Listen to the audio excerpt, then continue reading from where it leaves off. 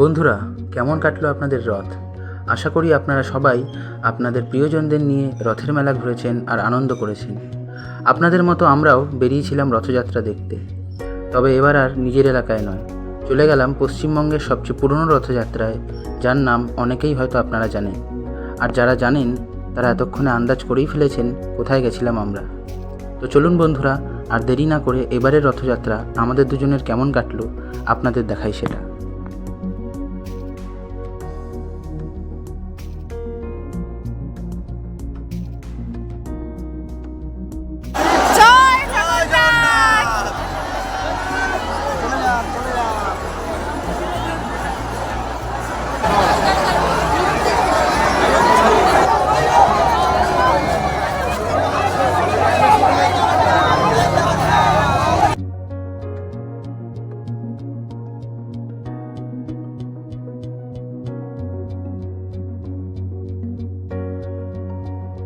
নমস্কার বন্ধুরা, চ্যানেলে নতুন ভিডিও নিয়ে আবারও হাজির আমরা।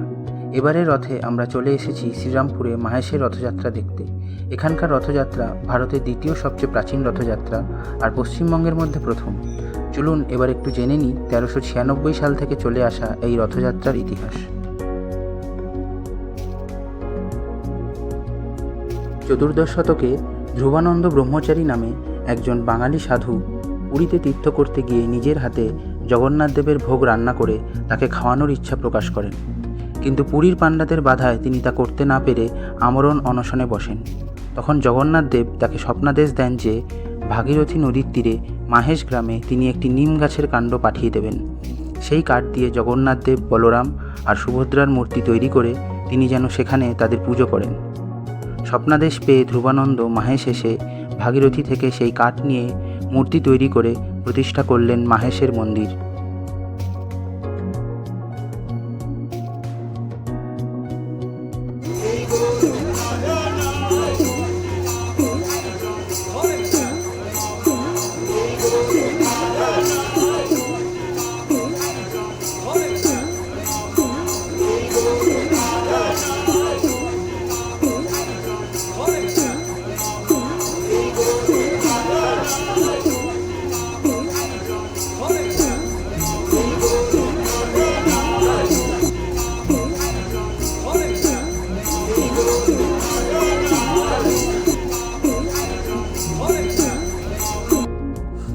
এরপর যখন শ্রীচৈতন্য পুরী যাওয়ার পথে মাহেশ এসেছিলেন, তখন তিনি মাহেশকে নবনীলাচল অর্থাৎ নতুন পুরী নাম দিয়েছিলেন।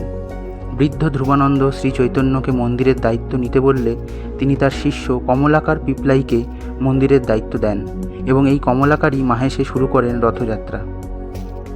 বর্তমানে যে মন্দিরটি রয়েছে সেটি 1755 সালে কলকাতার নয়নচাঁদ মল্লিক নির্মাণ করিয়েছিলেন। রথযাত্রার রথটি বারবার পরিবর্তন হয়েছে।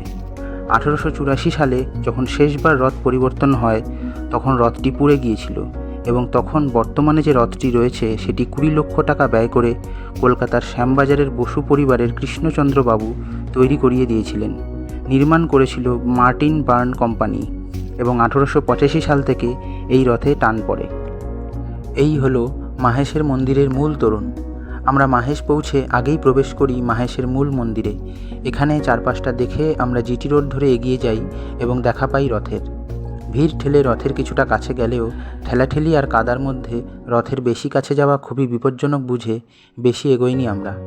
শুধু বাইরের দড়ি ধরে এক টানের পর রথের সঙ্গে চলা ছেড়ে দিই আমরা।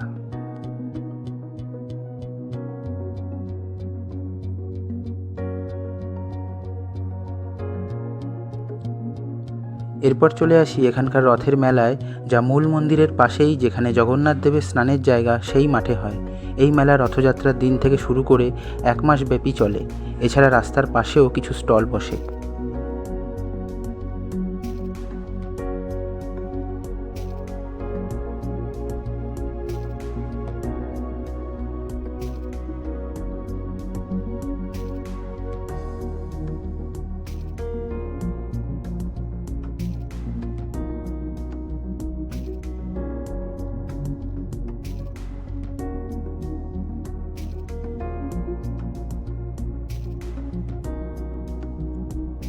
এরপর মেলা ঘুরে আমরা চলে আসি জগন্নাথ দেবের মাসির বাড়ি, যা মন্দির থেকে মাত্র 750 মিটার দূরে অবস্থিত।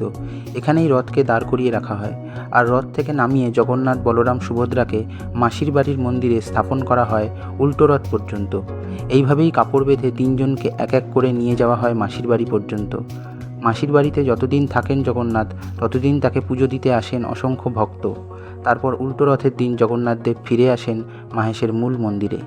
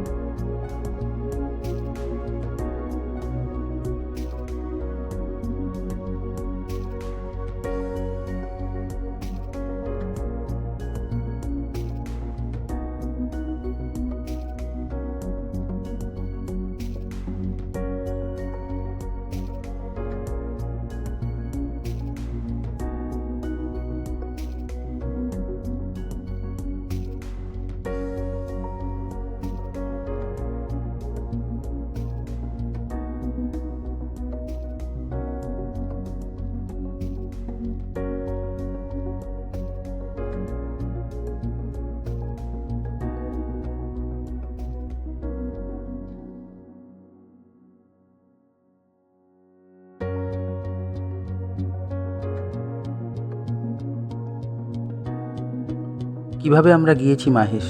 হাওড়া বা ব্যান্ডেল থেকে আপনারা ট্রেনে করে চলে আসতে পারেন রিষড়া স্টেশন। এখান থেকে মাহেশের মূল মন্দির একেবারে কাছে। শ্রীরামপুর স্টেশন থেকেও আসতে পারেন, কিন্তু দূরত্ব সামান্য বেশি হবে। শিয়ালদা বা রানাঘাট থেকে এলে টিটাগড় স্টেশনে নেমে অটো করে চলে আসুন লক্ষ্মীঘাট। তারপর ঘাট পার হয়ে হেঁটে বা টোটোতে চলে আসুন মাহেশ মন্দিরে। এছাড়া ব্যারাকপুরে নেমে অটো করে ধুবিঘাট এসে ঘাট পার হয়ে টোটো করে শ্রীরামপুর হয়েও আসতে পারেন, কিন্তু গাড়ি ভাড়া আর সময় বেশি যাবে।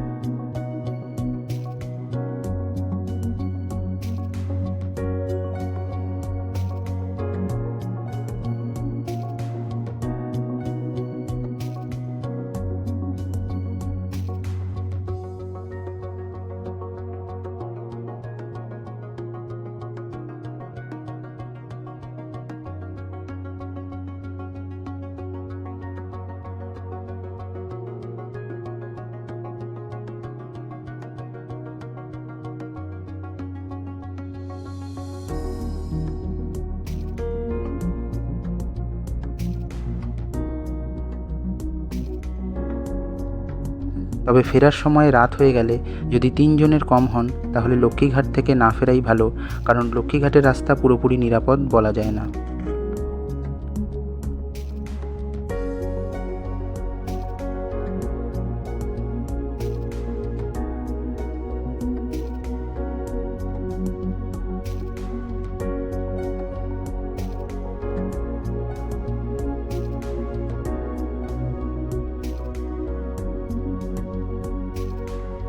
যদি আপনাদের ভিডিওটি ভালো লেগে থাকে তাহলে অবশ্যই লাইক, শেয়ার, সাবস্ক্রাইব করবেন। ভিডিও সম্পর্কে আপনাদের মূল্যবান মতামত জানাতে ভুলবেন না কমেন্টে। আমাদের ফলো করতে পারেন ফেসবুক, ইনস্টাগ্রামে। ডেসক্রিপশন বক্সে লিংক দেওয়া রয়েছে। খুব তাড়াতাড়ি দেখা হবে নতুন ভিডিওতে। ততক্ষণের জন্য আমাদেরকে অনুমতি দিন। জয় জগন্নাথ।